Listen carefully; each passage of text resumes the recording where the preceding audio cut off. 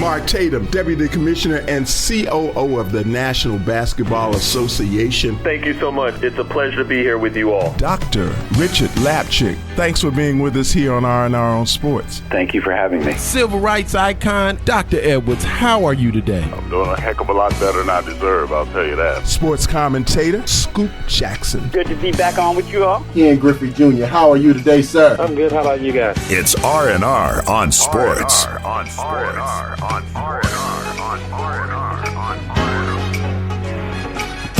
Hello and welcome to R&R on Sports. I'm Howard Robertson. And I am the great Larry Robinson. And we here, man. We here in the midst of Coronaville. What's happening with you? All kind of stuff, man. This is, I don't know, existence now has changed so much. I am not used to not being able, my birthday has come and gone and whatnot. We're talking about the 4th of July. The holiday weekend coming up. What can you do? Hey, man. You cannot congregate. You cannot go. What can you do? Cook out. Cook out in the backyard. You know, get you some fireworks. Shoot you some fireworks off a little bit.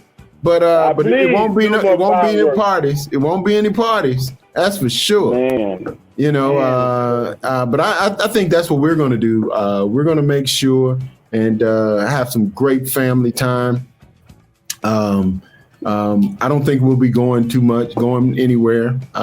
We'll just hang out around the house and just kind of enjoy one another. What else would you do? What else would you do? This is unprecedented time, and what's interesting to me more than anything is the fact that we're having to figure it out. But let me give you an idea of what I had to do this week, because I've been telling you, I was suffering from serious cabin fever. And man, it was weighing on me like I'd never felt this before. And I probably haven't left the house probably in a couple weeks. And I mean, it was just so heavy. And I felt like I was having almost like a breakdown, like a mental and physical breakdown.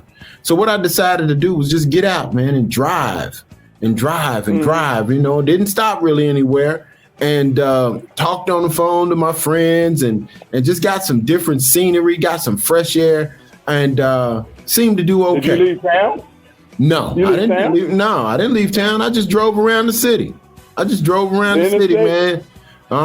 Interstate, on the streets, just, you know, gassed up the ride and just rode, man, and just tried to, you know, break the chains of being stuck in a house, you know.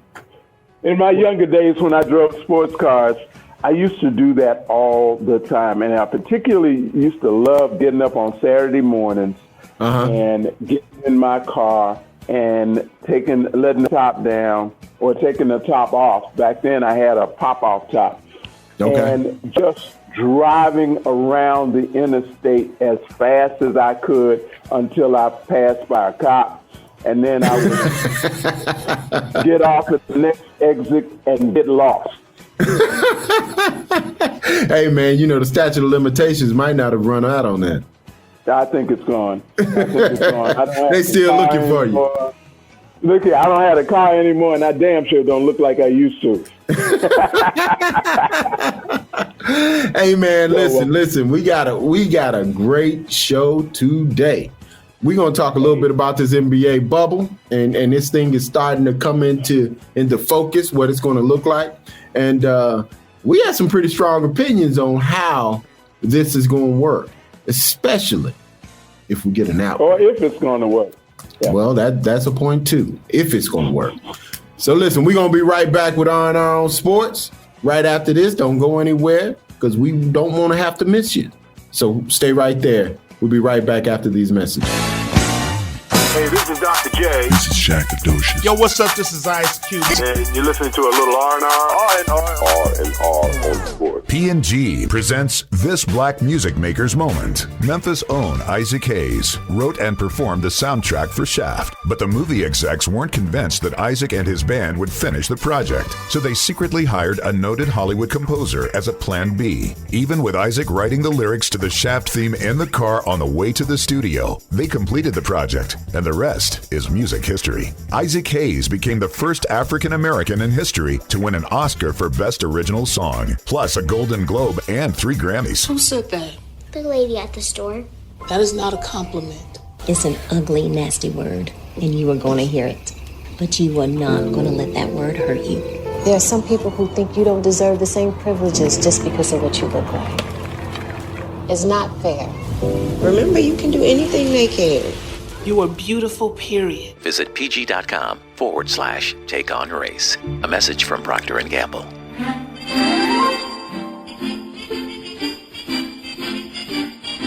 A little R&R on Sports presents another edition of Fly on the Wall. This week, listen in as Curtis Jackson III, a.k.a. 50 Cent, is summoned by his grandfather to explain his performance in throwing out the worst first pitch of all time at the Mets game. And now, you become a fly on the wall. Come on in here, Curtis. My name's Fitty. Fitty, I keep telling you that. Your name is Curtis Jackson III. But from the way you threw that ball, everybody's calling you pitch like a bitch. Fitty a baller. But he don't care about no baseball. Acting, rapping, business. Fitty got mad skills. Now, I can't go to the barber shop or to the tavern or to have a beer without somebody laughing and asking, Curtis, how come you didn't play catch with that boy when he was little? Why can't he throw a ball no better than that? It's embarrassing, Curtis. It's just damn embarrassing. Embarrassing? Embarrassing? Oh, man. Fitty really didn't mean to embarrass you. Like Fitty starring in that new network TV show. Like Fitty starring in movies. Like Fitty being a force in the music industry. Like the little money Fitty made from the vitamin water deal. Fitty sure didn't mean to embarrass his granddaddy because he threw the damn baseball crooked. So I tell you what, take off this suit you got on. Give me them gators you kicking. What? Go home, move your stuff out of that big old embarrassing house I bought you. Huh? Grandma can stay though. And oh yeah, give me the keys to that whip, G. You mean my new Mercedes-Benz convertible? Man, I ain't stutter. You damn Skippy. That's embarrassing too, right? Well, hold on now, Fitty. Let's not lose our head. Cause I tell you what, Fitty, I don't even like baseball that much. P&G presents this black music maker's moment. She was known as the girl with the honey-coated voice in her hometown of Chillicothe, Ohio, and hosted a popular weekly TV show when she was only 15. Nancy Sue Wilson went on to become one of the most recognizable jazz vocalists in music history. While most of her Grammys were for jazz, the 1964 Grammy for Best R&B Vocal was won by the incomparable Nancy Wilson. Who said that? The lady at the store. That is not a compliment. It's an ugly, nasty word, and you are going to hear it. But you are not going to let that word hurt you. There are some people who think you don't deserve the same privileges just because of what you look like. It's not fair. Remember, you can do anything they can. You are beautiful, period. Visit pg.com/take on race. A message from Procter & Gamble. It's R&R on Sports.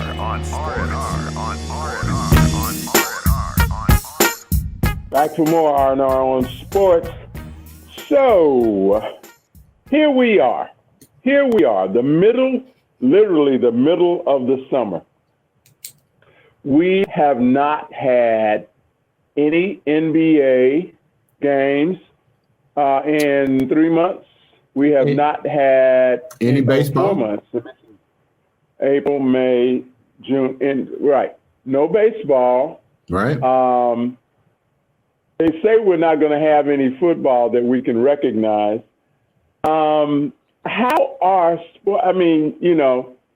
For golf fans, we've watched a little golf on television, They tell me some tennis is coming up, and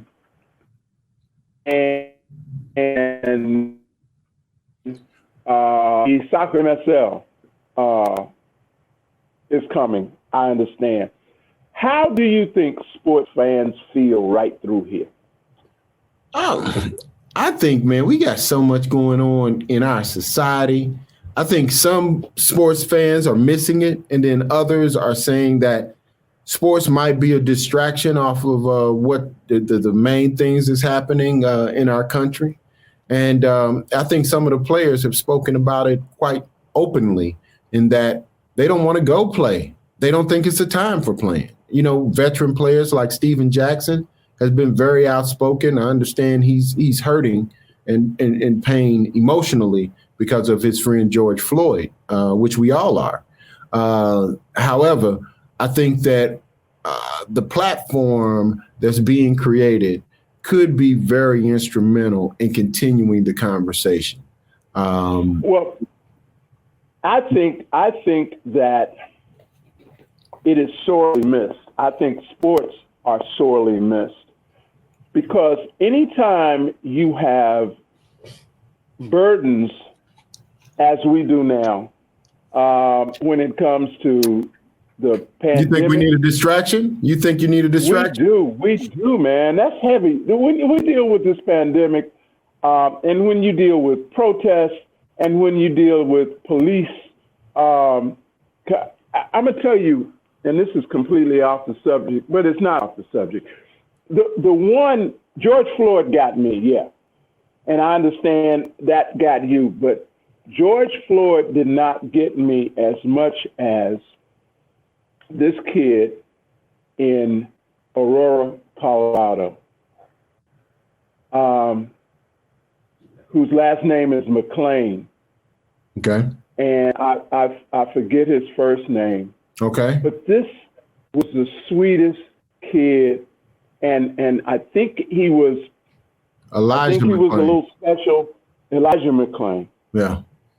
And he was walking down the street, had been to the store for some snacks and juice and whatnot. He had on a ski mask.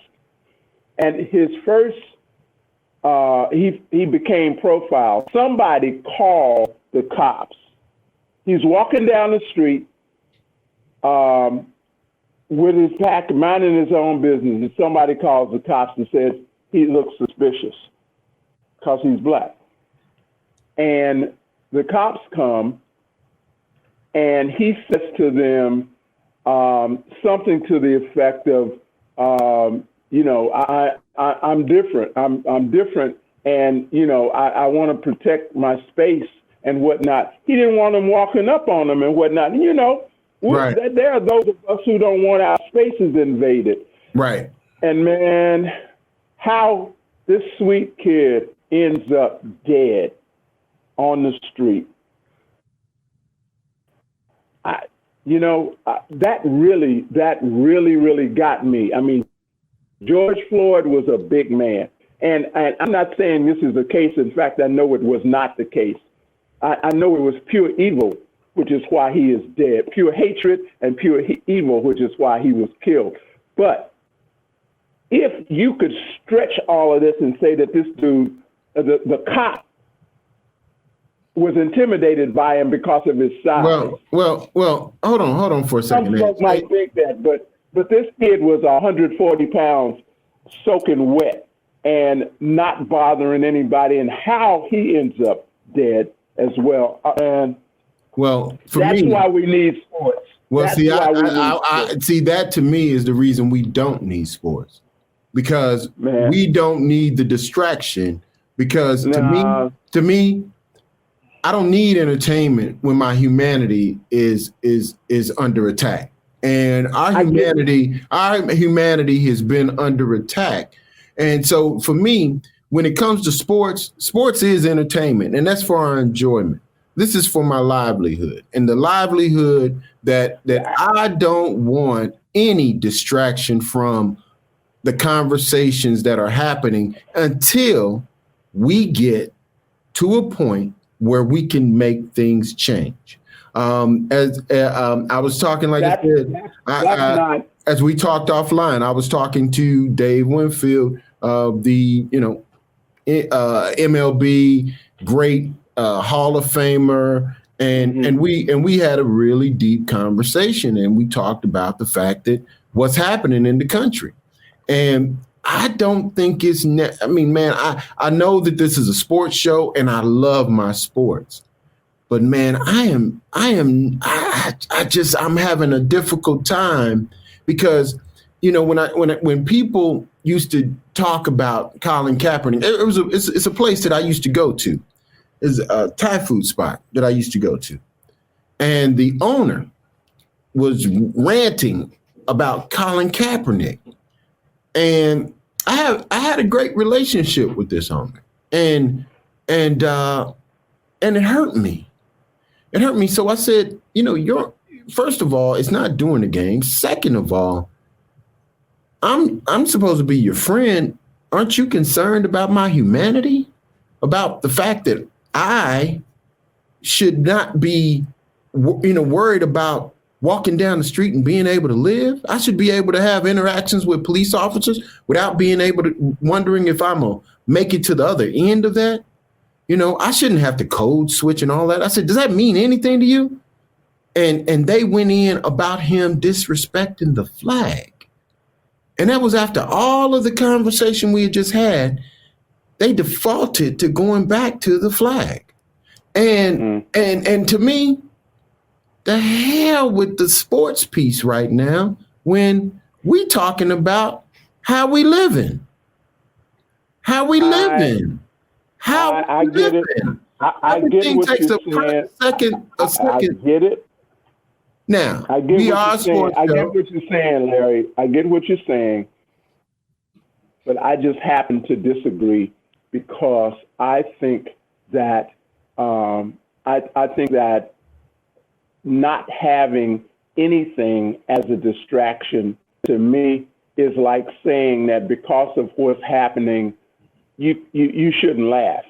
I mean, you should only concentrate on that. And that is not good mentally, psychologically, or physically for us, especially people who look like us, because we have to suppress stuff anyway. And I think we need some kind of outlet or some kind of vent, particularly in very, very tough times such as this. So I just happen to disagree. I think we need some kind of distraction. That's not saying that we should not be seriously focused on what's happening, but I don't think we should be entirely focused on what's happening. Before we wrap the segment and go to our fantastic guest, Marc Spears of ESPN's Undefeated, before we do that, I want to ask you one question. Will the NBA start this year? Will we have the NBA this year? That's a great question. It has to be quick. It has to be quick. We got to go to break. We got to go to break. Come on. My opinion is it will probably start, but I don't think it will finish. Fantastic. Listen, this is R&R on Sports. We got a fantastic guest. We have NBA, the undefeated NBA senior writer, Marc Spears. He's coming in to check out R&R. He's returning. So listen, you return and we'll return and Marc's returning. So listen, don't go nowhere. Everybody's returning. Everybody coming back. So listen, stay right there. We'll be right back with Marc Spears of the Undefeated on the other side. P&G presents This Black Music Maker's Moment. Super soulful singer Dennis Edwards of The Temptations was arguably the group's most prolific lead singer in terms of hits. Did you know that Dennis and Aretha Franklin had a relationship? And she said he was her inspiration for her song Daydreamin'. Dennis Edwards also was married to lead singer Ruth Pointer of the legendary Pointer Sisters. So when it comes to great voices, fame recognizes fame. Who said that? The lady at the store. That is not a compliment. It's an ugly, nasty word, and you are going to hear it. but you are not going to let that word hurt you. There are some people who think you don't deserve the same privileges just because of what you look like. It's not fair. Remember, you can do anything they can. You are beautiful, period. Visit pg.com/take on race. A message from Procter & Gamble. Hey, this is Ice. I'm the original gangster. And whenever I'm hanging out with Coco, when we just chilling on Saturdays, we're always listening to Howard and Larry on R&R on Sports. You know what I'm saying? I am a nightmare walking, psychopath talking. King of my jungle, just a gangster stalking, living life like a firecracker, quick as my fuse. Been dead as a death, back the colors I choose. Listen, everybody. For the third time and hopefully the charm, we want to introduce you to Marc Spears, senior NBA writer for ESPN's Undefeated. What's up, my brother Marc?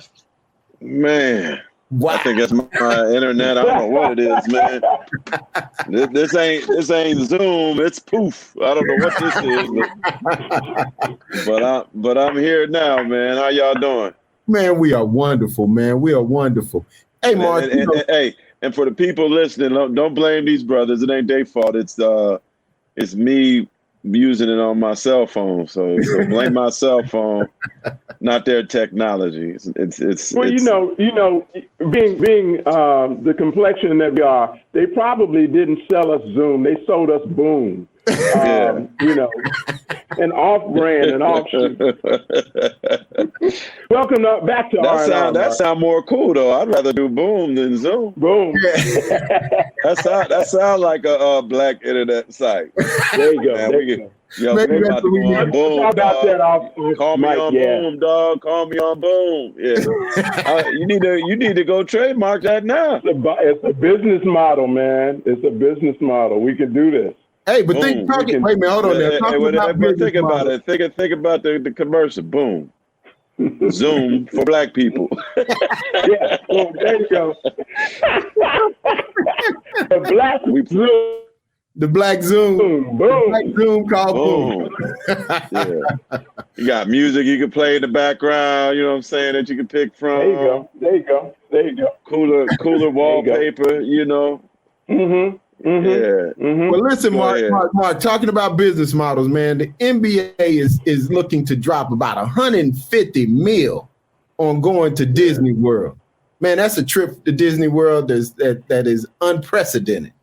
As somebody who has a master's in sports business management from LSU, if they spending that much money to get it back started, how much you think they're making? Oh yeah. They make that's a drop in the bucket. Mm-hmm. Like, think of all the commercials, that are going to be played for 3.5 months with the ability to show these games worldwide. Okay, don't worry about that $150 million, Hoss. like somebody taking $20 out of your pocket. You know that's like the LeBron James contract. Yeah. Well, listen, man. I think you've got to be somewhere on the list of those chosen journalists. I mean, I know you've got about 20 years at least of covering the NBA. Kind of give our listeners a little bit of the Cliff Notes version of your career, and then talk about the NBA bubble and what it looked like. Just some of the attributes of what's going on. Well, I've been covering NBA now for 21 seasons. This is my 21st season. I think I've covered like 20 All-Star games, 20 NBA finals. Went to the Olympics in 2008. I even been to the Eurobasket back in 2003 in Sweden. So I've done a lot of things. Also, I'm a former chair of the National Association of Black Journalists Sports Task Force. Did that for 6 years, and that's basically the governing body of all the black sports journalists in North America. So, definitely proud to be a part of that organization and have a strong work in that organization still. But I think it sounds like, and amongst brothers, you don't believe it till you get the email, but they tell me I'm going. I ain't got that email yet, you know what I'm saying? But there you go.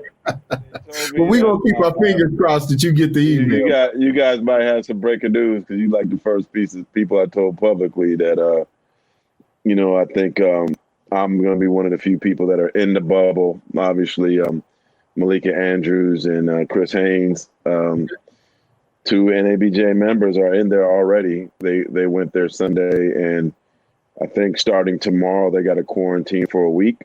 Right. And then I think that the writers are, for the most part, that the handful of us that get to come, which I believe is less than 15 that are in the bubble, will mostly arrive on like July 12th, I believe. Okay. I believe it's not etched in stone yet, but we'll have to quarantine for a week as well before we have access to the players and their practices, and that's still like, I don't know how close I could get to them or if there is any one-on-one time, but from what I'm being told, like that quarantine is in a room for a week. Okay. They basically solitary. They're gonna knock on the door and give you the meals 3 times a day, and I'm gonna call my boy Steve Mitchell and who does some fitness stuff and have him take me through workouts in my room twice a day. And wow, but no, it's I'm not sure how long I will be there. Okay. I think there's going to be varying degrees. Some people will be there for the long haul. Some people might be there for 2 months. But the good thing is, though, I think it's important that the undefeated, the ESPN site that reports about race and culture and sports, right, that we're there. This is going to be something I think we'll be talking about 20 years from now, 50 years from now. Absolutely. In terms of, the social justice fight that's taking place, going to be talked about daily in Orlando, and the Black Power movement in Orlando is going to be something like we've never seen before, with media that suddenly wants to listen. That's besides me, that I ain't one of the few that want to listen there. The majority do. The NBA does want to help them with their message. Right. The people, the endorsers do want to help them with their message. I think what you saw from the BET Awards a couple of days ago is going to be similar to what you're going to see in Orlando, just commercials that are social justice driven. You're going to see, like, if you watch Megan Thee Stallion when she was performing, there was a Black Lives Matter thing in there, and there was a black fist on her stage, and so she didn't say it, you just saw it. And so I think there's going to be some things that are going to be in your face that we need. Right. I think there's going to be some things that are going to be less pronounced, like stuff on the back of jerseys, on the floor, maybe signage. Right. And then there's going to be some things that, oh man, did you see that? He has a wristband with a black fist on the wristband. You know what I mean? Like little kind of things that you will be in the background, like product placement for social justice, so to speak. Right. I think it's going to be an interesting time for the NBA like we've never seen before. I agree with you. I think that we're speaking with NBA senior writer Marc Spears. Go ahead. I agree with you. I think that from a journalistic standpoint, you're about to become involved in something that's probably once in a lifetime. And you will definitely be talking about this. But yeah, definitely. Because here's the irony of it all to me. You are about to become involved with a really grand experiment where they are going to try to make a controlled environment out of the uncontrollability of pandemic and protest. I mean, when did that ever happen before? Yeah. You can't control a pandemic or a protest, but they're trying to do that within this controlled environment that they're creating. And it's going to be very, very interesting because you can't make you don't have contingency plans. You don't have plan Bs for that. I mean, it's either this stuff goes very, very well or it goes south. Mark, Well, do you think that there will be, do you think that the brands associated with the NBA will be very outspoken during this time? And if so, will it continue into next season? Yeah. I think right now we got to take it one day at a time. So I don't even want to speak on next season. You guys certainly understand that because this is fluid. This is really, really fluid. But I think it's time for the players to be like, all right, Nike, where I know your board isn't, have much people of color at the top, but we need change there. And then I need commercials that say X.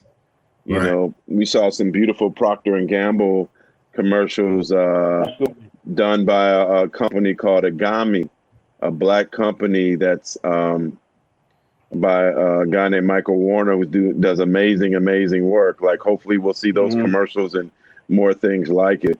But now, like, the players they are a sponsor of this show. Yeah, P&G, we're part of the Take On Race, which is pg.com / Take On Race. We happen to be a part of that by a big media purchase as well. So excellent. But yeah, shout out to them and what they're doing. But I think that the players have to understand that they got the NBA in their hand. They have their endorsement companies in their hand. They have the media in their hand. Like, they have to use us to their advantage, to the best of their ability during these 3.5 months, and feel that when it is over, when a champion is crowned, when they get on their planes or when they go visit Disneyland to celebrate their championship by finally being able to visit Disneyland because they're out of the bubble, or Disney World, so to speak, that they do feel good about what they did and the message that they had. And I don't know if they end up being John Carlos and Tommy Smith or Kaepernick or Jesse Owens, but I feel like there's going to be a picture, a moment that takes place that we're going to remember. That's going to be the part of a legend from Orlando. Hold on for a second. As we just talked about, we got to pay some bills. So listen, we're going to take a short break. We're going to be right back with ESPN senior NBA writer Marc Spears.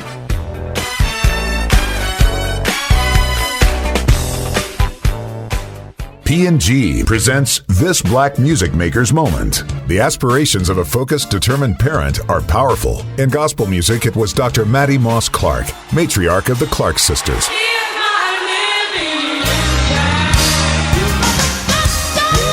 Maddie Moss Clark was a legendary choir director, and her daughters Twinkie, Jackie, Dorinda, and Karen were always under her wing and guidance.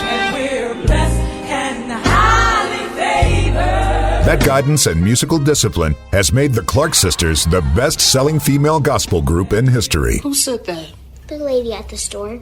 That is not a compliment. It's an ugly, nasty word, and you are going to hear it. But you are not going to let that word hurt you. There are some people who think you don't deserve the same privileges just because of what you look like. It's not fair. Remember, you can do anything they can. You are beautiful, period. Visit pg.com / Take On Race. A message from Procter & Gamble. And we are back with Marc Spears, senior NBA writer for The Undefeated. We were talking about the NBA's exodus to Orlando and Walt Disney World and the wide world of sports bubble. and Marc happens to be one of the guys that's going to be quarantined and actually be able to, one of the few NBA writers that will be on the scene. I am thinking that this is going to be a time where we get more content than we've ever had before from this group of NBA players, being that you got 60 days pretty much isolated with the same group of people. Marc, I know that you've been very active in a couple different content plays, so to speak. Would you care to speak on some of the things you've been involved in? Well, just working on The Undefeated, we write about race and culture on a daily basis. And so this is definitely the best job I ever had. We've had the ability to affect change. which is special to be able to write stories that are more than a flash in the pan, breaking news that have about an 8-hour shelf life. We have stories that people still read that I think have affected lives, have changed minds, have got people to get excited about, working for power, change, what's right in the world. And so it's an extreme honor to work for the site and be able to use my writing to help the greater good, to help our people. It's something that, I think will be something of legend for a long time. It's going to keep growing and growing and growing into something special. And to write things that, I don't know, man, like when I hear change that are made from, or things happen behind the scenes that if I didn't write that wouldn't have happened, that really makes me feel good. I'm sure. So do you see, I've been seeing a lot Undefeated has. Go ahead, H. I'm sorry. Go ahead, H. No, I was asking, the Undefeated is how old now? 4 years. 4 years old. Okay. 4 years old. Yeah. Really keeping up the fire for having these discussions, and probably has become the main platform for that. I've noticed a lot of players such as Chris Paul. I was checking out a podcast that he was on recently, and he was talking about some of the things he's doing. That players have gotten a chance to kind of sit back and see where they want to invest. I think he's doing a documentary on HBCUs. I think he's doing another documentary on something around the actual coronavirus impact on the NBA. Do you think we'll see more opportunities or more players getting engaged in doing these outside projects now that they have a platform that is more willing to embrace some of the cultural things that they're dealing with? Well, I think for LeBron James, Kevin Durant, Steph Curry, Chris Paul, Draymond Green, they were already doing these things. And to be honest, you almost have to be a superstar to have that platform for people to want to put money behind what you're doing. So that certainly helps them. But as people see that these projects are being watched, that they're making money, I think ultimately people care more about money than they do the color of your skin. Even the most racist people care more about money. And hey, if these black folk shows can make me $1, then I'm all for it. Let's go, And I think though now that people are starting to see like the value of the black dollar and the importance of it, and the importance of black society in terms of music, sports. Like they've been watching us in a time when they shouldn't have been watching us like that. And, right. Forcing us to entertain them. So at least now we could hopefully control the message more, make some money that can actually help our communities more, not their communities. So I love what LeBron and CP and Kevin Durant, who just did a documentary on PG basketball County. And PG County. Great documentary. They're doing like great things that their predecessors didn't get to do. Right. And I think the young guys, guys like Trae Young and Kyle Kuzma's of the world are watching their big brothers and learning from them. And then, hopefully the Zion Williamsons and Ja Morants and those, Giannis, those guys will carry that torch and do big things when it's their turn. Fantastic. Speaking of HBCUs, how do you think, or do you think that HBCUs will be affected by the current, by current events and the current new focus and epiphany that seems to be people seem to have had about all things black at this point? Do you think HBCUs will benefit from a higher profile for in the endeavor for people to try to do right by black folks?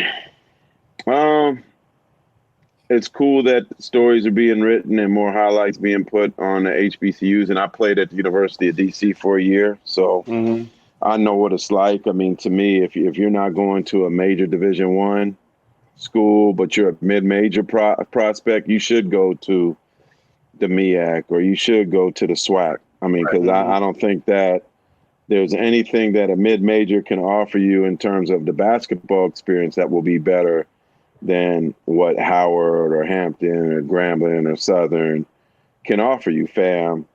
Right. But what I think where people kind of like, when it comes to the top 100 players and you get into an environment like Duke's, like Kansas, like LSU's, and you see their facilities and your team flies private jets and they got their own, dorms and they got their own chefs, that's where I think it's hard for the HBCUs to compete. And I say this with all due respect. I remember when I was at UDC, we took the bus everywhere. We ate at Shoney's on the road all the time. And God rest the soul of my coach, Ed Epps. Me and him used to go at it because I'm not into eating no buffets that everybody touching on. Right. You always got to order off the menu. I'm like, man, I ain't eating them eggs, man. I want my eggs cooked fresh. I want my bacon cooked fresh. It's an extra $2, coach. I'll give you the $2 if I have to. Me and him used to get into it all the time, and it was hard being on them buses, and it's hard. So I think the only way that HBCUs can really, really you gonna tell this kid that he gonna go visit like Duke or LSU, and they talking about. You can tell I got my master's from LSU because I keep keep mentioning it. Yeah. That I could be on a private jet or I could be on a bus. Well, I get that. Let me finish. Let me finish. Go ahead. But here's the answer. We need people to give Howard money, Hampton some money, Fam some money, Grambling some money, Southern some money. Well, just saying. Think what Steph Curry did with Howard's golf team. Like what Steph Curry did with Howard's golf team. He gave them money. Right. So to me, if you want Howard and Hampton and Fam and all these Southern and Grambling to compete with just the mid majors, we got to dramatically Texas Southern. My boy coaches at Texas Southern. We got to dramatically improve their facilities. They don't necessarily have to get private planes, but at least let's give them the ability to get on a plane. Right. Let's give them the ability that when you go in that weight room, they're like, all right, this is just as good as that other school I went to. Like, that, if you want to compete with the big boys, you got to have the same stuff the big boys have. So I'm hoping that with all this talk, it ain't more just like trying to nudge just one kid. And maybe if number 8 ranked kid goes there, it's going to change everything. No, it's facilities. Right. It's facilities and the way you treat these kids and the things.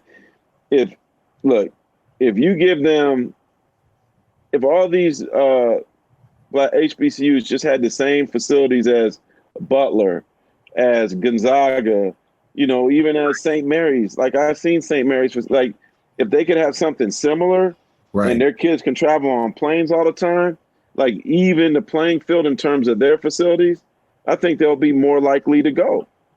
Well, but but for those, look, you got a NBA star whose kid is on a high school. LeBron James' kid plays for a high school team that travels on the plane regularly.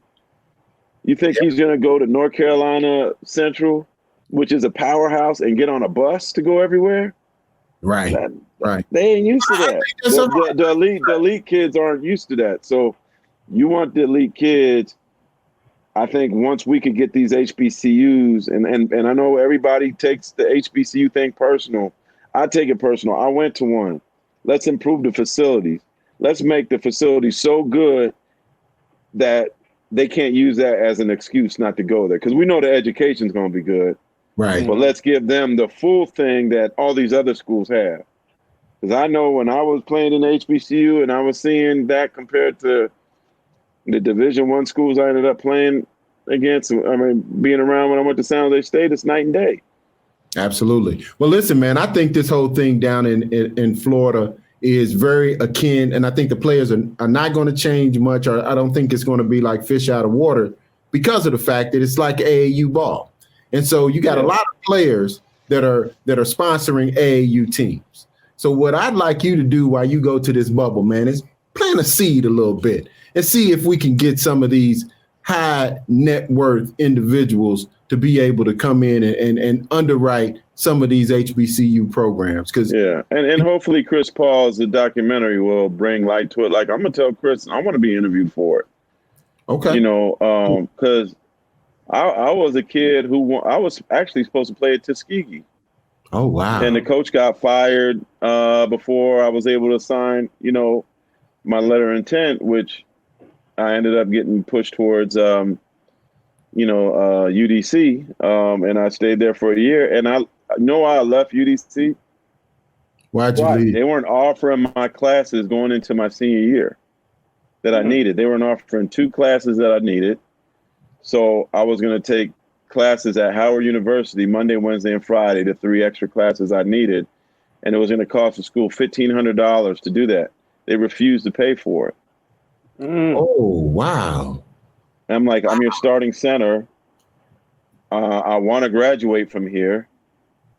I was going into my senior year and they refused to pay for it. So I basically decided to leave because they were like, well, why don't you just take some other classes? I'm like, I'm trying to graduate. Like, what do you mean take some other classes? Like, I'm serious about this. Like, this ain't no game. I'm trying to, doesn't it look good for your athletes to graduate? And hey, like, I don't want to beat up on UDC because they're doing great things now. Right. This is something that happened in, 93. Right. But I should be a graduate of the University of District of Columbia. I should be hyping that school up and telling everybody how much I love being an HBCU. Yeah, how much I love being an HBCU graduate. I wanted to be one. They didn't want to pay the $1,500, and now I'm not somebody that's had success. Not saying I'm all that, but I could have been one of the flagship people for them. So that goes back to they couldn't afford to pay $1,500. You think if LSU had that situation, that would have been a problem? Not at all. Like, hey, the Southern's offering the 3 classes I need. Well, yeah, done. Yeah, before you even get it out. Like, who transfers from a school for academic reasons? I transferred for because the academics weren't suitable for me to get my diploma. Wow. People transfer for basketball reasons, or I don't like the coach. Blah, blah, blah. Right. I transferred because they weren't offering the classes I needed. And the NCAA still told me I had to sit out a year. Wow. Well, listen, Mark, we know that you're going to the bubble. We want you to come back. We definitely want you to come back. Hey, man, well, I'm going to be maybe that quarantine week. I'll be bored, man. Y'all hit me up. I might I ain't going to be doing nothing but doing what it looks like I'm doing right now. So, well, look, and that's what maybe I'll make a guest appearance. There you go. That's what we should do. That's what we should do. You should we would look forward to you calling us from the bubble because we'd like very much to know how it's going. All right. Absolutely. Hey, I actually think I'm going to be in a safer place in there than you guys will be outside. Y'all going to be knocking on the bubble window. Trying to get in. All right, y'all. All right, brother. Well, thank you, Mark. Glad to have you, man. Listen, Marc Spears, ESPN's undefeated NBA senior writer. An amazing interview. Absolutely. And in a unique position, in a unique situation, it's going to be interesting to see what happens. Well, listen, we're going to come right back with our shout outs. So listen, stay right there. We got some stuff for you.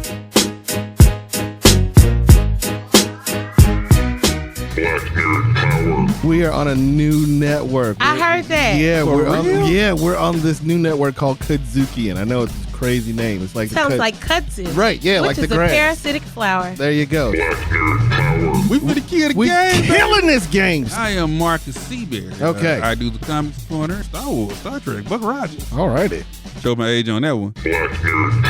My name Cardi B, and I'm from the Bronx. No, we're not for real. My name is Kimber. I love pens. I love books. That is what I bring to the show, as well as cuss words for these raggedy. On the KUDZUKIAN Network. And we are back with Iron Sports. And I think it's time to say goodbye, Uncle H. Well, see, there we go. See, man, we've had all kinds of technical difficulties today, but I think in this particular case, Howard just didn't unmute his mic. So, in the meantime, I'm going to give my shout out. My shout out is to the young man Imani Bates, who is balling. Now, listen, he's already one of the baddest going into his junior year. He's as a sophomore won Gatorade Player of the Year. He is doing some amazing things on the basketball court, and he just recently committed to Michigan State University. So I don't think he'll ever play a second on Michigan State's court, but I will say this: I think he'll be a pro. I think he'll go right from high school to the pros. If not straight to the big time, he'll go to the G League Select because the money is just too big. The money is far, far too big. So we're going to get out of here. And for me, Larry Robinson, the great Larry Robinson, and for my man, Uncle H, who's having the crazy technical difficulties, y'all come back. Y'all come back, man, next week. Listen, if you missed any part of this show, go to the App Store or Google Play and download the KUDZUKIAN app and look for Iron Sports. Man, we're there, and we have 5 years, and we have some of the best interviews you could possibly imagine. Hank Aaron, Dr. J, Ken Griffey Jr., and today, Marc Spears. So listen, we're going to be back here next week. Don't y'all go nowhere. And come back and check us out right here on Iron Sports. Y'all take care. Hey, come on in, brother. Take care. Man, better late than never. There you go. Y'all be good. We'll see you next week. Take care. You've been listening to a little R&R on sports, written and produced by Howard Robertson, Larry Robinson, recorded and mixed in Memphis, Tennessee.